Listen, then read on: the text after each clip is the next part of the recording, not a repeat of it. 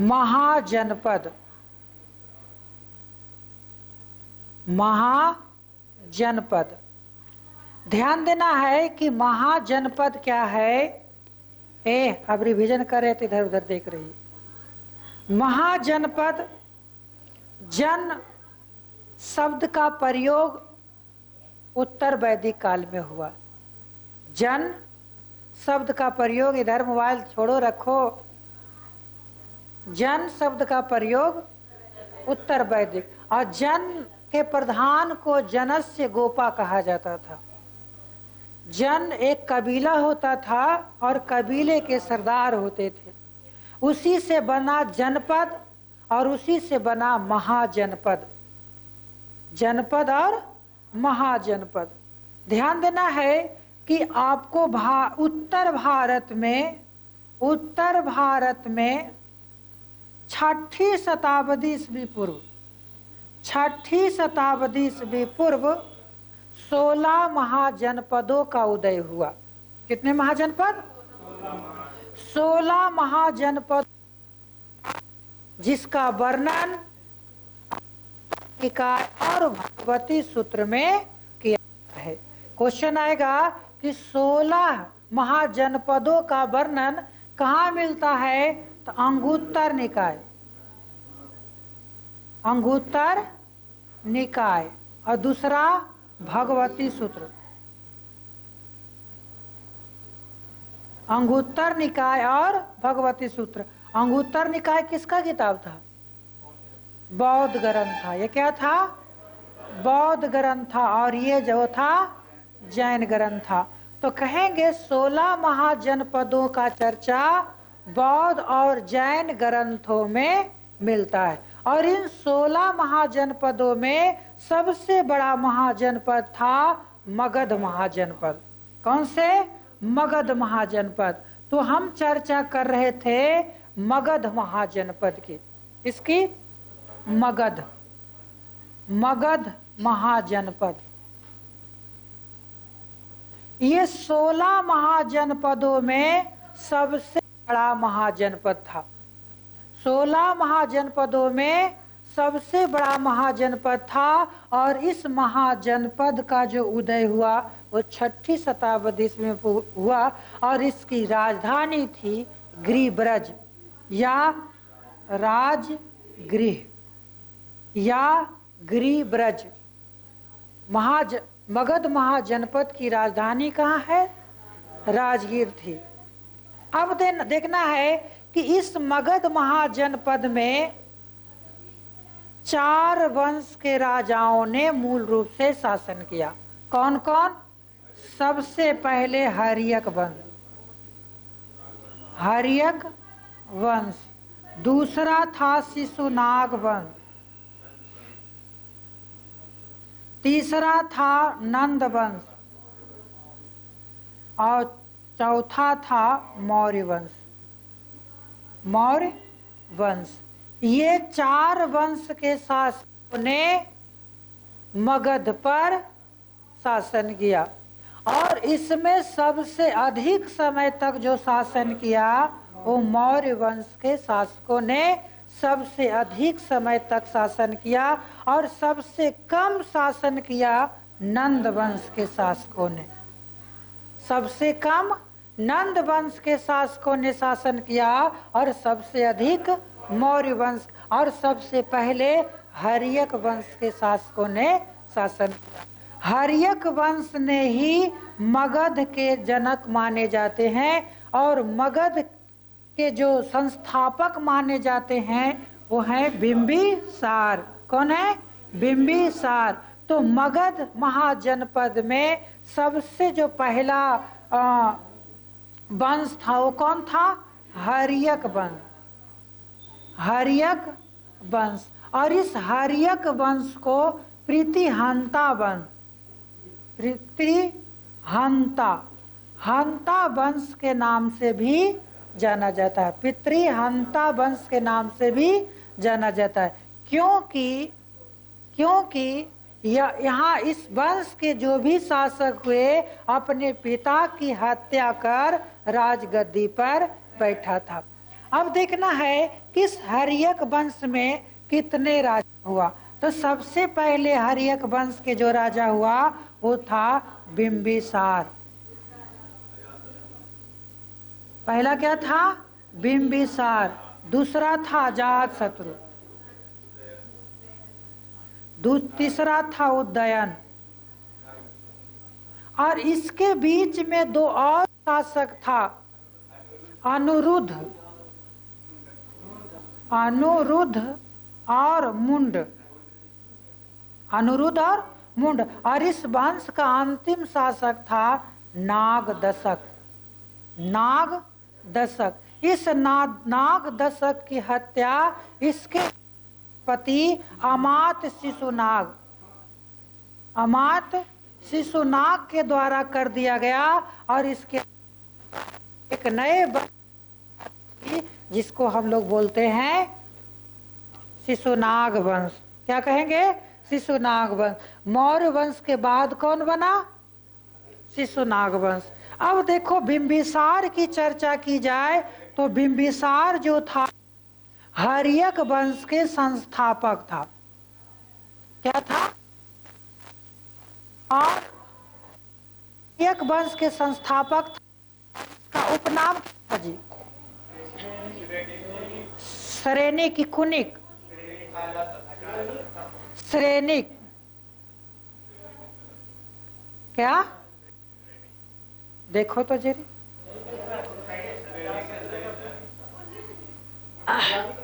अजातशत्रु।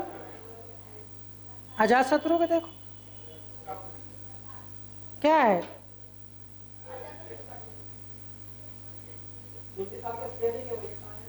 देख लिया? मिला?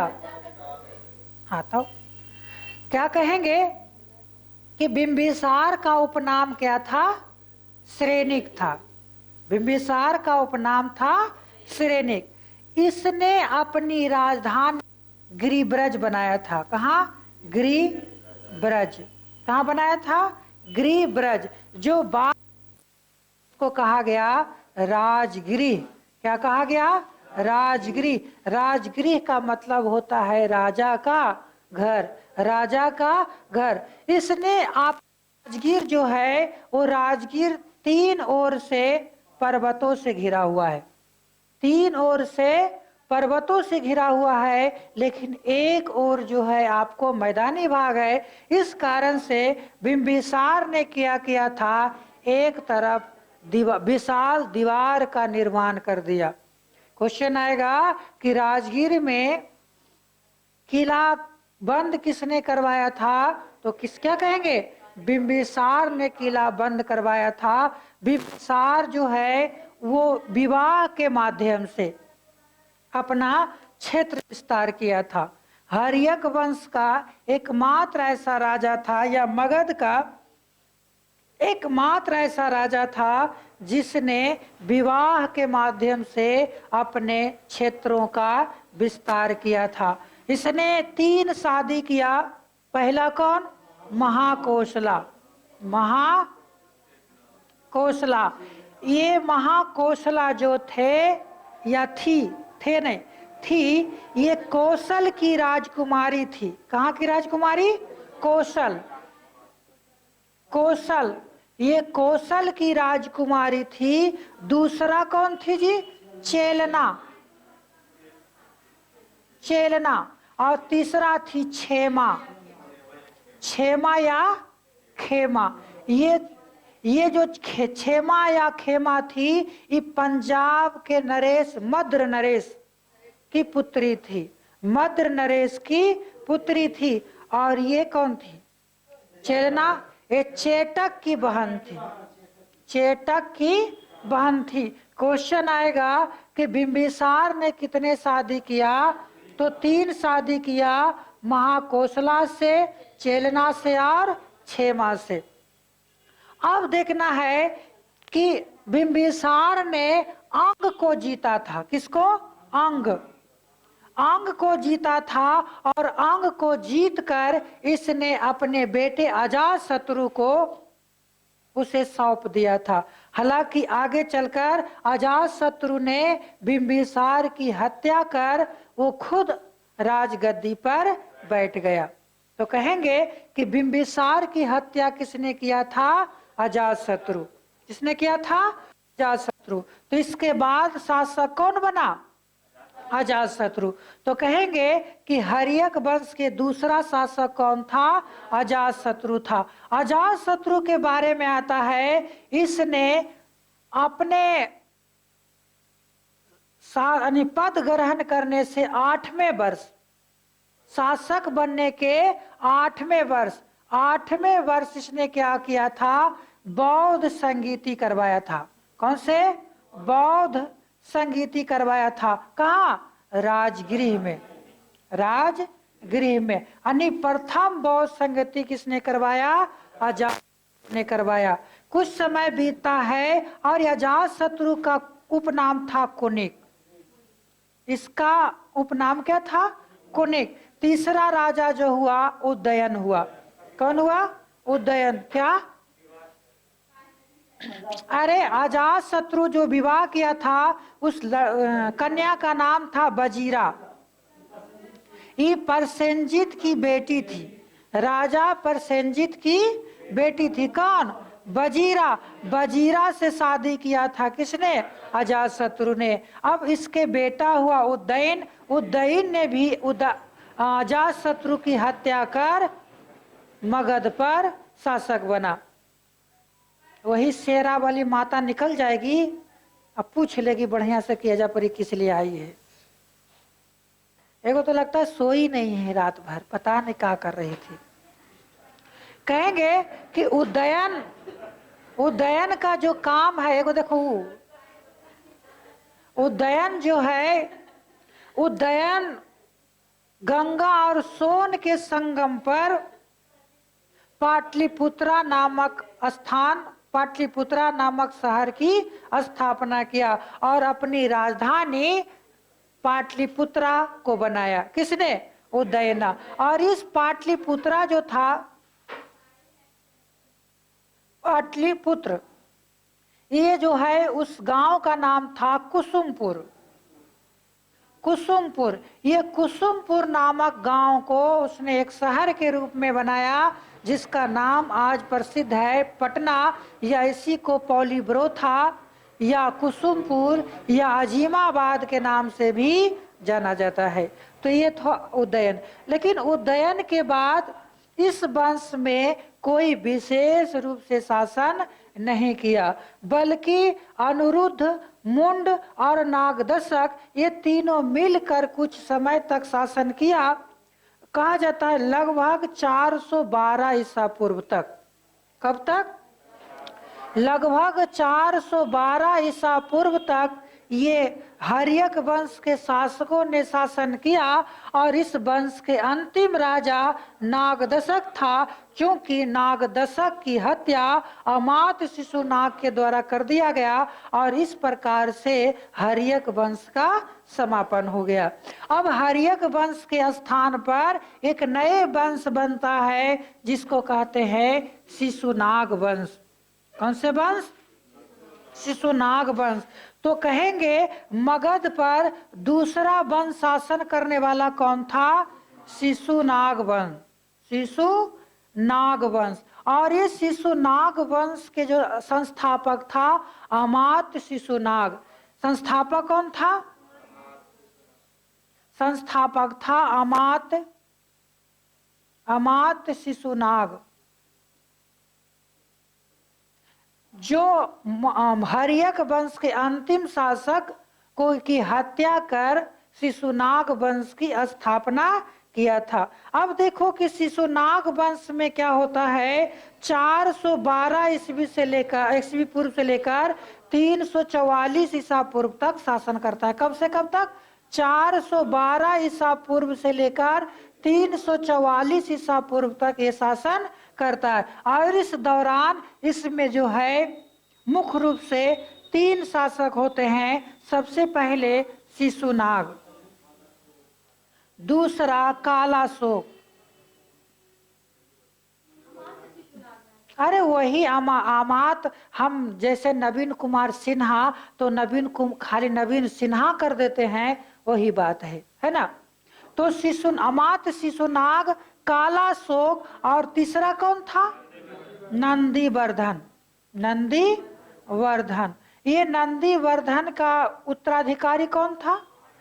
महानंदी। महानंदी। तो कहेंगे महानंदी तो शासन नहीं किया, क्योंकि उसकी हत्या पहले ही कर दिया गया महापदम नंद के द्वारा। कहेंगे कि शिशुनाग वंश की जो अमात शिशुनाग था, उसने पटना से अपनी राजधानी वैशाली ले गया। कहाँ ले गया? वैशाली ले गया। क्वेश्चन आएगा, किस वंश के शासक ने पहली बार अपनी राजधानी वैशाली को बनाया था? तो कौन हो जाएगा? शिशुनाग वंश। अमात शिशुनाग ने पाटलिपुत्रा से अपनी मगध की राजधानी कहाँ बनाया? वैशाली बनाया। इसके बाद जो दूसरा शासक हुआ काला शोक के शासन काल में दूसरी बौद्ध संगीति हुई। कहाँ? वैशाली में। और इसने पुनः अपनी राजधानी को पाटलिपुत्रा में स्थापित किया। और नंदीवर्धन जो है इस वंश का अंतिम शासक था, जिसकी हत्या महापदम नंद के द्वारा कर दिया गया। बात समझ में आ गया? यहाँ तक कर चुके थे ना जी। अब देखो, महापदम नंद ने क्या करता है? एक नए राजवंश की शुरुआत करता है, जिसको हम बोलते हैं नंद वंश। कौन सा वंश? नंद वंश। नंद वंश। संस्थापक कौन था? महापदम नंद। महापदम नंद।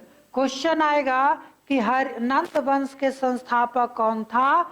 महापदम नंद था। महापदम नंद था, जिसने 344 ईसा पूर्व से 322 ईसा पूर्व तक शासन किया। कब तक?